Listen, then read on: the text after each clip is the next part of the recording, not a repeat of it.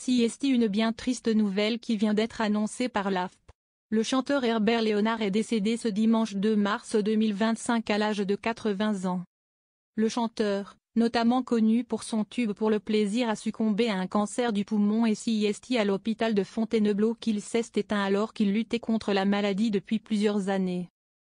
Artiste majeur de la scène musicale française, dont la carrière s'étend sur plusieurs décennies, Herbert Léonard n'est plus. Le chanteur est décédé ce dimanche 2 mars 2025 à l'âge de 80 ans comme vient de l'annoncer sa femme Cléo à l'AFP.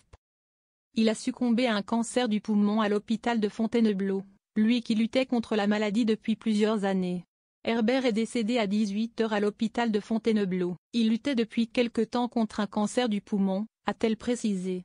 Herbert Léonard, reconnu pour sa voix puissante, son charisme sur scène et son talent en tant qu'interprète. Nuque longue, taille haute et épaulettes surdimensionnées, ce chanteur de charme à l'éternelle cigarette appartient à l'époque des playbacks désynchronisés et des clips érotico-artistiques où l'amour rimait avec toujours. Je suis un chanteur de variété, un crooner comme on dirait en Grande-Bretagne. J'aime les textes qui ne sont pas de la poésie prise de tête, revendiquait celui qui vendit plus de 2,5 millions d'exemplaires de Pour le plaisir, le 33 tours de l'été 81 composé par l'animateur Julien Lepé. Fils d'un éboueur et d'une femme au foyer, Hubert Léonard, le vrai nom d'Herbert Léonard, est né le 25 février 1945 à Strasbourg. Après une formation en dessin industriel, cet Alsacien aux yeux bleus devient guitariste des Lionceaux, un des multiples groupes qui ont fleuri dans le sillage des Chaussettes Noires, premier groupe de rock'n'roll français. Lee Hallyday, cousin et impresario de Johnny Hallyday, remarque sa voix de ténor, lui trouve son nom de scène et le spécialise dans les reprises en franglais des succès rhythm and blues de la fin des années 60. Johnny avait toujours l'avantage sur moi, CST à lui qu'on proposait d'abord les chansons. Je devais me contenter du reste, admettait avec une modestie caractéristique celui qui a longtemps souffert d'être la doublure du rocker français numéro 1. Le succès vient en 1968 avec Quelque chose en moi tient mon cœur. Mais, 2 ans plus tard, sa petite notoriété s'évapore après un accident de voiture qui le défigure temporairement. Il tente un retour en 1972, avec un album produit par Gérard Manset. Mais le cœur n'y est plus et le chanteur décide de changer de métier. Le temps des succès pour Herbert Léonard. Passionné d'aviation et de modélisme, Herbert Léonard devient journaliste spécialisé et réputé pour ses connaissances sur les avions soviétiques des années 30 et 40. Il serait sans doute resté à Aviation Magazine si Flying Buggy, la parolière de Belle de Claude François, ne l'avait reconduit vers les studios au début des années 80. Cette fois, davantage en confiance, il ne veut plus reprendre les standards d'Otis Redding. Il sera un chanteur de charme, populaire et sans complexe. Pour le plaisir, amoureux fou, en duo avec Julie Pietri, Mon cœur et ma maison, Quand tu m'aimes, sur des musiques érotiques, les succès se suivent et se ressemblent. En 1985, ce passionné de football enregistre Puissance et gloire, le générique de la série télévisée Château Vallon, et Flagrant délit, une nouvelle composition de Julien Lepé, qui devient numéro 1 au Québec.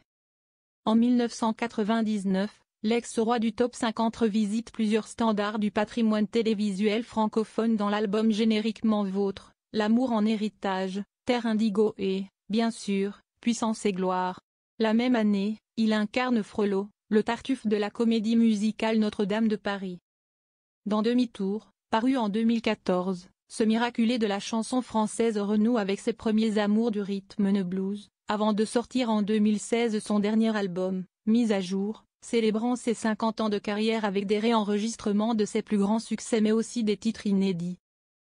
La tournée accompagnant l'opus doit néanmoins être annulée en 2017 après une hospitalisation du chanteur à cause d'une embolie pulmonaire. La santé fragile d'Herbert Léonard. Herbert Léonard a traversé plusieurs épreuves de santé au cours de sa vie, qui ont eu un impact sur sa carrière et son quotidien. En 2011, Herbert Léonard a été victime d'une grave crise cardiaque. Cet événement a eu un impact majeur sur sa vie, nécessitant des soins médicaux intensifs et un arrêt temporaire de ses activités professionnelles. Il a été contraint de prendre du recul par rapport à sa carrière pour se concentrer sur sa convalescence. En 2017, le chanteur a également été touché par une infection au niveau des poumons qui lui a valu 32 jours de coma. En 2022, Si est le Covid qui a obligé le chanteur à passer plus près d'un mois à l'hôpital. Ces mésaventures vécues par Herbert Léonard ont notamment été aggravées par le lourd passé de fumeur de l'artiste aujourd'hui âgé de 78 ans, qui a arrêté la cigarette après 55 ans de fumette comme il l'expliquait à France Dimanche. Après, je ne peux pas dire qu'il a été difficile de m'en priver, car en sortant de mon coma, je ne sais pas par quel miracle, j'étais sevré. Je n'ai plus jamais eu envie de la moindre cigarette. Et aussi fou que cela puisse paraître, ça ne me manque pas du tout. Malgré ses graves problèmes de santé, Herbert Léonard a montré une résilience remarquable et est parvenu à surmonter ses défis, tout en continuant à occuper une place importante dans le monde de la musique. Marié depuis 2004 à la chanteuse Cléo Bernard, rencontrée en 1967, Herbert Léonard avait une fille, Eléa, née en 1973.